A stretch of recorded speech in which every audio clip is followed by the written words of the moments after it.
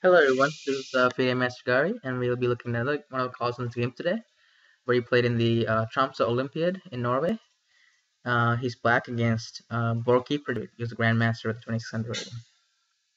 So, white starts off with knight f3, c5, and c4. So this is the English. Even though white started off with the ready order, white has transposed into the English. The reason maybe white did that is to see how Carlsen reacts. Maybe Carlsen could have played d5, and then it would have went to a different opening. So I guess white just wanted to see how black would react. Also, knight f3 more prevents c4, e5, the symmetrical English. So that's one of the things. Okay, so after these couple of moves, Carlsen develops knight, g3, fianchettoing. Carlsen doing the same thing. Pretty symmetrical so far, except that black hasn't played knight f6 yet. And knight f6 is not a required move, so Carlsen plays d6 instead, maintaining the most flexibility, and we will see why he plays d6 and delays knight f6 soon. Predojevic plays castles, and now, usually the line goes e5. The reason is, white's plan is to play a3 and b4, and maybe even e3 and d4. And black has to react to this plan by playing either e5 and a5, or the plan that Carlsen plays this game. So in this game, Carlsen played e6. Now the point of delaying knight f6 is clear. Carlsen wants to deploy the knight to e7, and then it can go to f5 and then prevent d4 in the future. And also this e-pawn covers the square on d5, so not giving anything for white to bite at. Also, another plan is to react to b4, a3 and b4 with b6, bolstering the pawn on c5, and then just finishing development with the bishop on b7, queen on d8, and rook on d8. Before we go any further, let's look at the other plan where black plays the Stonewall kind of, or the bot-winning setup. A3 could be played. Knight can go to e7. This is a really famous line. The game goes like this: a3, castles, rook b1, trying to play b4, a5, preventing this. But black has prevented white's plans, but also gave up these two squares. So maybe Carlsen didn't want to give his grandmaster opponent too many things to bite on. So let's play could have continued, rook b8, knight e1, trying to go c2 and then b4, or maybe even knight e3 and d5, bishop e6, knight c2. This is a really famous line. d5, breakthrough in the center, takes. White changes everything, and then finally plays b4, c takes, pawn takes, knight takes. And suddenly this is a really famous position, and I'm pretty sure that the players would have agreed on a draw here. So I think e6 is saying that black wants to keep as many pieces as possible, want to go into uncharted territory, and then just play the game. So I think Carlsen wants to outplay his opponent in a complicated game. Okay, so Predojevic plays d3. Carlsen just goes knight g7. White plays bishop d2, and Carlsen plays an interesting move, b6. Now, maybe this move is not actually the best because of the next move, queen c1. Threatening to play bishop h6, getting that fianchetto bishop and then weakening these, so weakening these kingside squares on, f6 and h6. So Carlsen could have actually castled here. Not sure why he didn't do that. And now if play might go a3, b6, rook b1, bishop b7, queen c1. Now queen c1 can be met with knight f5. Really nice move. And then b4, queen d7, rook e1. And then now black would even try to fight for the center with move like knight to d4. And then suddenly these pieces are coming alive. Knight is really powerful here. So, this is something that Carlsen could have played, castles. I'm not sure exactly why b6 was played. He could have waited. And now white uses this move order. Now Carlsen cannot castle because castling will lead to bishop h6. And knight f5 here would lead to, can you guys guess the move? I'll give you 1 second, or maybe more than that. um, how do you use this diagonal? All right, found it. Hopefully you did. Knight e5, double attack on the knight, and if the knight were to take, the bishop just gobbles up the rook, and white has a winning advantage here. So that's why b6 here maybe it's not the best. So, but Carlsen still isn't faltered by queen c1. He plays h6, which is the best move in this position. However, the difference is that now black cannot castle because if you castle, the rook goes away, and you lose the pawn on h6. So now Carlsen has to deal with the problem of how to castle. So white goes along with this plan, plays a3, and bishop b7, fairly standard stuff, rook b1. And now black doesn't have to fear b4 that much because of these two pawns guarding this pawn on c5, but he still has to activate his queenside pieces ready for an attack. So puts the piece in the center, queen d7, really good move, b4, rook d8, just to prepare for maybe taking. So you can take back with this pawn, and now the rook and queen will be active. And also, well, seeing what white does. It's like a useful move, waiting move, see what white does. Knight b5 was played, putting some pressure on this pawn. And I think white wants to play bishop c3 at one point and exchange that bishop. Carlsen plays bishop a8. Now the queen side is fully secure. Also, this bishop is moved out of this possible pin. And white plays rook d1, waiting to see what Carlsen does. So here, black has made all the useful developing moves, and he's kind of running out of things to do here. And now his king's not safe, so he needs to get to safety before white opens up the center somehow. So Carlsen played a really nice move here, g5. Basically, this protects the pawn, or makes the pawn on h6 safer, and now black can castle.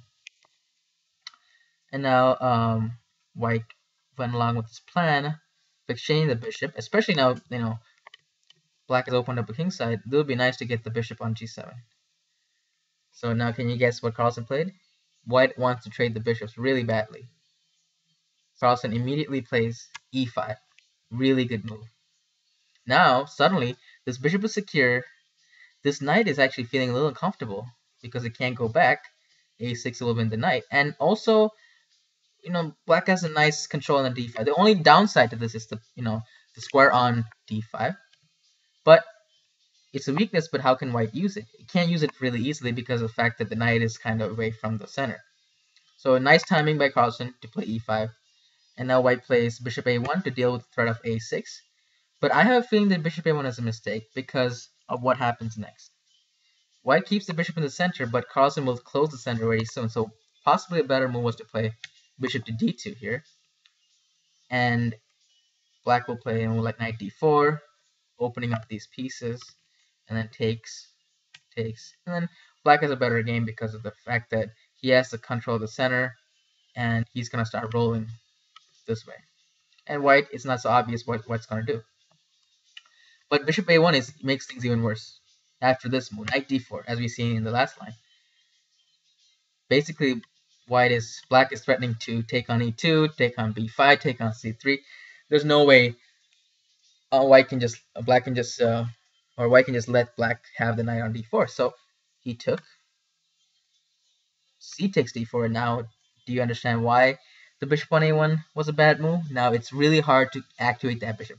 It's much better if the bishop was placed on d2. But again, nice move by Carlsen playing knight d4 at the right time. Now, so the bishop has to be activated somehow, and the center has to be fought for. So play e3. Maybe not the best move here because of what Carlsen does next. So now there's a lot of pressure on the center. Carlsen will make white's pieces passive with the following move. Queen f5. Really good move. Telling the knight, get out of here, basically. And now the knight has to go back to e1. Carlsen took on g2. Knight takes g2, and as you can see, now instead of, white was trying to get this bishop the whole game, and now ended up the fact that white has lost its bishop.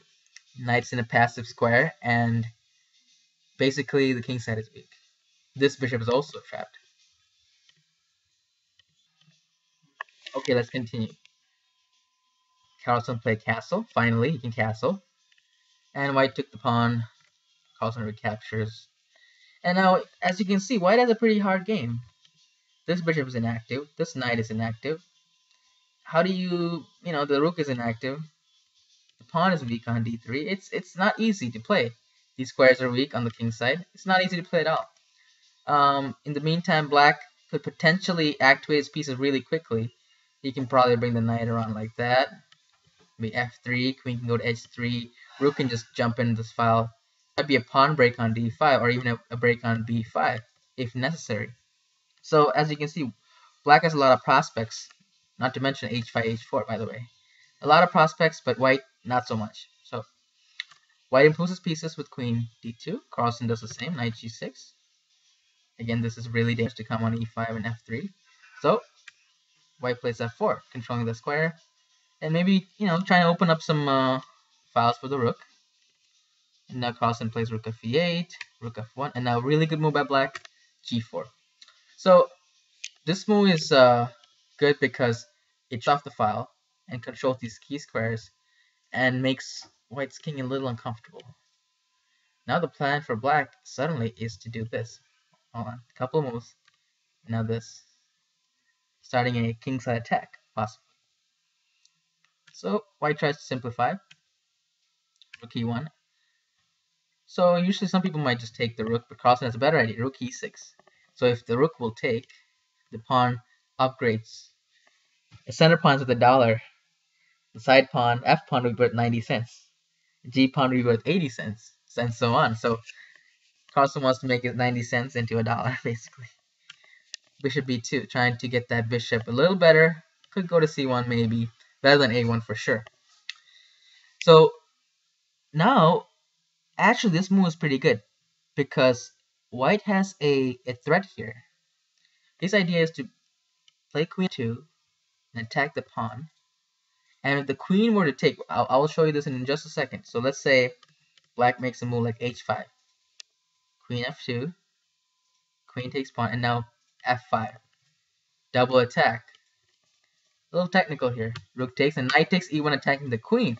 And, white tactically solves his problems. You don't want this to happen, obviously. So what does Carlsen play? Knight e7. Basically, he wants to control that square on f5 and maybe go on c6 later. This knight could go up to e3 now. So before, the knight wanted to go to e5. Now the move f4 was played, the knight just jumps back to e7 and now has better prospects elsewhere. Alright, as you can see, f4 created a weakness on e3. Rook takes e6 was played, f takes e6, queen e2. Carlsen improves his king now, queen f7. And as you can see, white has a really hard time because his pieces are not good. So white plays knight e1, trying to free up his queen, as opposed to the queen defending that pawn. There's at least this knight is defending it. So 3 points defending the pawn instead of 9 points defending that pawn. h5 was played. Bishop c1. Basically preparing for, preparing against e5. Now Carlsen needs to make another weakness, not just h5 and h takes or h3. He needs to make another weakness, and that is by b5. Threatening to take and have a passed pawn. Yeah, so white has to take here, and now suddenly we have more weaknesses. This square on d5 is weak. This pawn is a little more weak than before. There's an entry point here later, here or here, to get those queenside pawns. And now white panics. White should have played knight c2, when then black would follow up with knight f5. Bishop b2, queen d5 with a lot of threats. Pieces are passive. Queen can come over, like I said before. Knight can go to e3, pawn can go to h4. So, black is clearly better here. But the move white played was desperate. h3. Trying to do some stuff to create some sort of counterplay. It's very understandable that, Carlsen mentioned in an interview that he said his goal in the game is to play 40 or 50 good moves and expect his opponent to do the same. The hardest part is to play accurately throughout the whole game, keeping the pressure. And White tried to defend as best as he could, and then finally he couldn't take it anymore, and he cracked. H3. Pawn takes. King H2. Now this is the point. Queen F5, holding on to the pawn. So the pawn sacrifice looked temporary, but actually it's almost permanent. Knight F bishop D2. Sorry. Queen G4. Obviously taking would be bad because basically upgrading the pawn and then having a connected pass pawn is suicide. So knight f3 was played. Knight f5, bringing the knight into a better position. And now bishop e1, knight e3, improving the knight. Carlsen basically is on autoplay at this moment. Knight g1 because white had to do something to change the position, but now the queen side is weak, so Carlsen just goes and picks up the pawn on a3, harasses the bishop, harasses the knight, brings the knight to the center, goes over there, harasses the bishop again, and now look at this. The knight just went from e3 to c2 to a3, b1, c3, d5, e3, and back to c2. And since this king can't go anywhere, and white has no counterplay, he can afford to do stuff like that. b5 was played, and now Carlsen just makes... So once he limits this bishop from going to e3 or e1, Carlsen makes a pass pawn, g4. Now can you guys find the final move here that finishes off white? The goal is to make pass pawn. So e4. And then now white resigns because he can't stop this pawn coming in. There's nothing he can do. d1 and then that's it. Queens. So really nice game by Carlsen. He basically dismantled the English very well by playing, instead of creating too many weaknesses, he played very in a restrained fashion and then pounced on white the moment he made a mistake. So I hope you guys enjoyed it, and we will look at more games in the future. So please make sure to subscribe. Thank you. Bye.